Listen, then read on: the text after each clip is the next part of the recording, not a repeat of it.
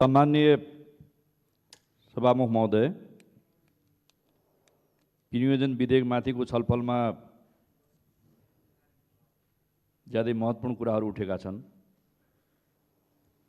र यो सदनमा सबभन्दा बढी कुरा सदैव बाढी र पहिरोको बारेमा उठेको छ।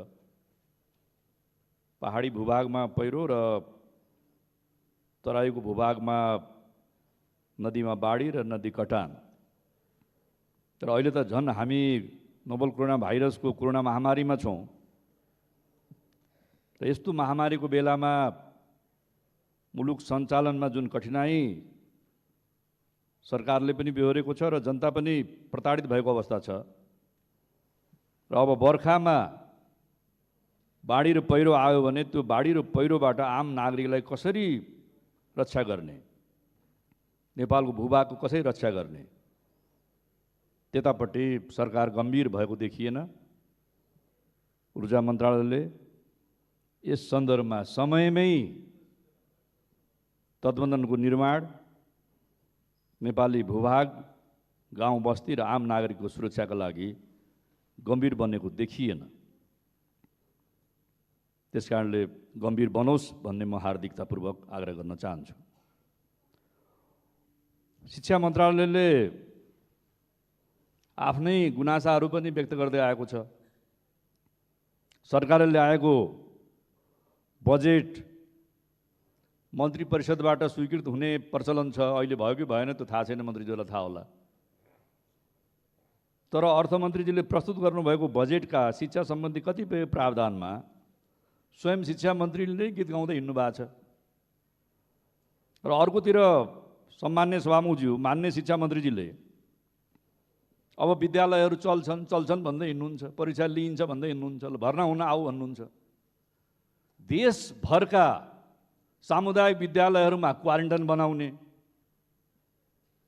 आम नागरिकलाई राखे आम नागरिकलाई खाना पनि सरकारले खान नदिने, कसैलाई भोकै रहन दिन्न, मर्न दिन्न भन्ने, तर क्वारेन्टाइनमा अहिले खाना आफै लिएर आऊ भने सरकार। सामुदायिक विद्यालय र सरकारी विद्यालयमा कोरोना महामारी नियन्त्रणलाई क्वारेन्टाइन बनाउने अनि निजी विद्यालय शुल्क लिनको लागि सञ्चालन गर्ने, यो बिल्कुलै अनुचित हुन्छ, यो डिस्प्यारिटी हुन्छ। शिक्षालाई चलाउने हो, विद्यालय चलाउने हो भने सबै चलाउनु पर्छ। सरकारी शिक्षालय र विद्यालय, विश्वविद्यालय नचलाउने अनि निजी विद्यालयहरू केका लागि चलाउने भन्दाखेरि फिस लिन चलाउने। त्यसमा शिक्षा मन्त्रीजीले पनि बारम्बार म भर्ना लिन्छु, भर्ना हुन आउनुहोस् भन्ने यो सरकारले गुमराह गरेको हो। यसको म घोर विरोध गर्दछु भन्ने आग्रह गर्न चाहन्छु। प्रधानमन्त्री शेरबहादुर देउपा सरकारले त्रिभुवन विश्वविद्यालयमा 1400 प्राध्यापक शिक्षकहरूको दरबन्दी स्वीकृत गरेको थियो। त्यो दरबन्दी अनुसार त्यहाँ थाई गर्ने काम पनि भएन, पार्ट टाइमलाई आंशिक बनाउने काम पनि भएन र अहिले आंशिक रूपमा त्यहाँ कार्यरत भएका शिक्षक, प्राध्यापकहरू, सहप्राध्यापकहरू र पार्ट टाइममा काम गरिरहेका शिक्षकहरूलाई त्रिभुवन विश्वविद्यालयले कुनै तलब पनि दिएको छैन, कुनै एलाउन्स पनि दिएको छैन। यत्रो लामो समयसम्म लकडाउन हुँदाखेरि उहाँहरू बेरोजगार पनि हुनुभएको छ, दाल चामल विहीन पनि हुनुभएको छ।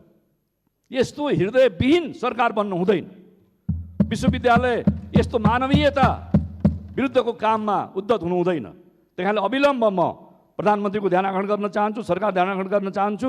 ती त्रिभुवन विश्वविद्यालय र नेपालका विश्वविद्यालय र शैक्षिक संस्थाहरूमा विद्यालयमा रहेका सम्पूर्ण शिक्षकहरूलाई, प्राध्यापकहरूलाई, ती चाहे थाई हुन्, ती चाहे अस्थायी हुन्, ती चाहे आंशिक हुन्, ती पार्ट टाइम हुन्, तिनीहरूको जीवनयापनका लागि यो कष्टकर समयमा उनीहरूको जीवनयापनका लागि सरकार गम्भीर बनोस्, सरकार उत्तरदायी बनोस् र उनीहरूलाई केही न केही राहत दियोस् भन्ने म आग्रह गर्न चाहन्छु। त्यसरी नै कालापानी, लिपुलेक र लिम्पियाधुरा नेपालको नक्सामा समाहित गरिएको छ। म सम्मान्य सभामुखज्यूलाई पनि धन्यवाद दिन चाहन्छु। हाम्रो लोगोमा, संसदको लोगोमा पनि त्यसलाई हामीले परिष्कृत गरेका छौँ। तर सरकारको सबै मन्त्रालयको बजेटमा हेऱ्यौँ, हामीले प्रधानमन्त्री कार्यालयको बजेटमा हेऱ्यौँ, रक्षाकोमा हेऱ्यौँ, गृहकोमा हेऱ्यौँ, ऊर्जामा हेऱ्यौँ, सङ्घीय हेऱ्यौँ, कहीँ पनि त्यो भूभागमा सरकारले बजेट छुट्याएको छैन। के कागजमा मात्रै ल्याउन खोजेको हो लिम्पियाधुरा, कालापानी र लिपुलेक? वास्तविक रूपमै नेपाली भूभागमा हामीले ल्याउन खोजेको नेपालको अखण्डताको सवाल हो, भूमिको सवाल हो, सर्वसत्ताको सवाल हो, राष्ट्रियताको सवाल हो। त्यसकारणले हरेक मन्त्रालयले त्यहाँ बजेट छुट्याओस् र केही न केही कार्यक्रम गरोस् त्यहाँ भन्ने म आग्रह गर्न चाहन्छु। र अहिले सरकार, हाम्रो सरकार चाहिँ नि चक्लेटी सरकार हो। चक्लेटको चाहिँ नि भन्सार चाहिँ नि घटाउने, गहुँको भन्सार चाहिँ नि बढाउने। अहिले खाद्यको सङ्कट छ नेपालमा, हुनसक्छ गहुँ ल्याएर त्यसलाई चाहिँ नि मैदा बनाउने, आटा बनाउने, सुजी बनाउने, जनताका पुर्याउने हो। उल्टै गहुँ चाहिँ नआउने, अब सिधै चाहिँ नि पिठो ल्याउने, आटा ल्याउने, मैदा ल्याउने व्यापारीहरूले भनिरहेछन्, उद्योगपतिले भनिरहेछन्। त्यहाँले यो चक्लेटी सरकार सचियोस् भन्ने आग्रह गर्न चाहन्छु। त्यसपछि अब हामीले पार्टीको घोषणापत्रमा विश्वास गर्ने कि नगर्ने, 3 वर्षभित्र काठमाडौँमा सबै चाहिने विद्युतीय भेहिकल चलाउने छौ भनेर भन्ने, अहिले ठ्याक्कै तेस्रो वर्षमा विद्युतीय भेहिकललाई निस्तेज गरेर काठमाडौँ उपत्यका नेपालबाटै त्यसलाई चाहिँ बहिर्गमन गर्ने यो खालको जुन काम गरेको छ नेपाल सरकारले बिल्कुलै चाहिँ अनुचित छ। अब हाम्रो रक्षा मन्त्री त गृहमन्त्रीजीले सम्हाल्नु पर्ने यो विपद व्यवस्थापनको जिम्मेवारी रक्षा मन्त्रीले चलाउनु भएको छ। तर ईश्वरको नाममा शपथ नखाने मन्त्रीहरू, क्वारेन्टाइनमा बसेका, आइसोलेसनमा बसेका, हस्टेलमा बसेका कोरोनाका सङ्क्रमित बिरामी र नन सङ्क्रमित बिरामीहरूलाई कसम खुवाएर घर पठाइरहनु भएको छ। घरबाट बाहिर ननिक्लिनु, घरमा चाहिँ बालबच्चालाई नभेट्नु, वृद्धवृद्धीलाई नभेट्नु, छिमेकीलाई नभेट्नु, सोसल डिस्टेन्समा बस्नु भनेर शपथ खुवाएर पठाइरहनु भएको समाचार आइरहेको छ। यसमा घोर आपत्ति छ। त्यहाँले सरकारले चाहे कोरोना व्यवस्थापन गर्ने क्रममा होस्, चाहे बाढी पहिरो व्यवस्थापन गर्ने क्रममा होस्, चाहे प्रशासन सञ्चालन गर्ने क्रममा होस्, पूर्ण रूपमा यो सरकार असफल भएको छ। प्रधानमन्त्रीजी असफल हुनुभएको छ।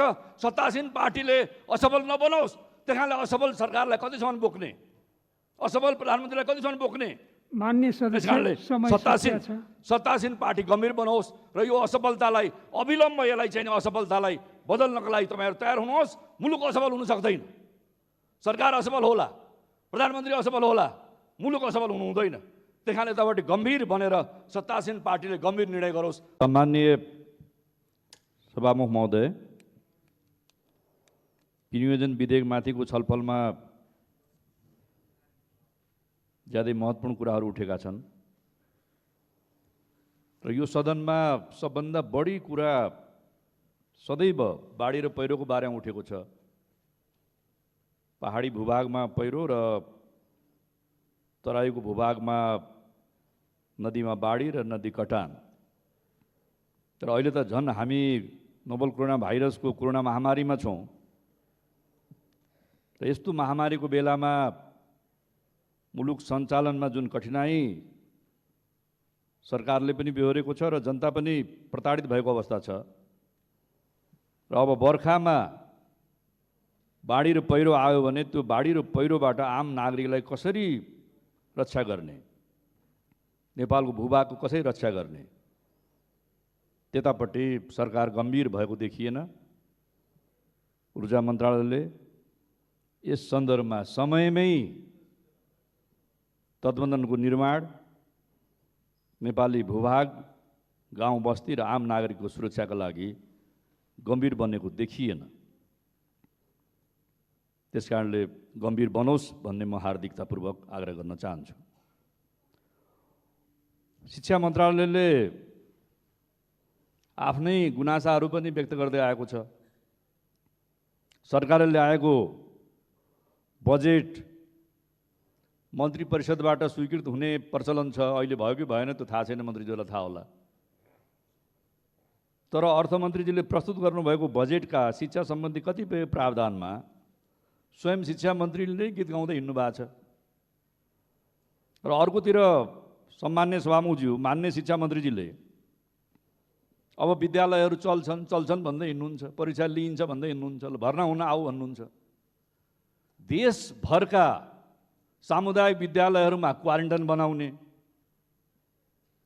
आम नागरिकलाई राखे आम नागरिकलाई खाना पनि सरकारले खान नदिने, कसैलाई भोकै रहन दिन्न, मर्न दिन्न भन्ने, तर क्वारेन्टाइनमा अहिले खाना आफै लिएर आऊ भने सरकार। सामुदायिक विद्यालय र सरकारी विद्यालयमा कोरोना महामारी नियन्त्रणलाई क्वारेन्टाइन बनाउने अनि निजी विद्यालय शुल्क लिनको लागि सञ्चालन गर्ने, यो बिल्कुलै अनुचित हुन्छ, यो डिस्प्यारिटी हुन्छ। शिक्षालाई चलाउने हो, विद्यालय चलाउने हो भने सबै चलाउनुपर्छ। सरकारी शिक्षालय र विद्यालय विश्वविद्यालय नचलाउने अनि निजी विद्यालयहरू केका लागि चलाउने भन्दाखेरि फिस लिन चलाउने। त्यसमा शिक्षा मन्त्रीजीले पनि बारम्बार म भर्ना लिन्छु, भर्ना आउनुहोस् भन्ने यो सरकारले गुमराह गरेको हो, यसको म घोर विरोध गर्दछु भन्ने आग्रह गर्न चाहन्छु।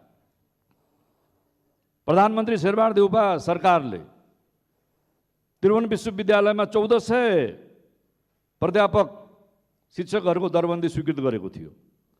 त्यो दरबन्दी अनुसार त्यहाँ थाई गर्ने काम पनि भएन, पार्ट टाइमलाई आंशिक बनाउने काम पनि भएन र अहिले आंशिक रूपमा त्यहाँ कार्यरत भएका शिक्षक प्राध्यापकहरू सहप्राध्यापकहरू र पार्ट टाइममा काम गरिरहेका शिक्षकहरूलाई त्रिभुवन विश्वविद्यालयले कुनै तलब पनि दिएको छैन, कुनै एलाउन्स पनि दिएको छैन।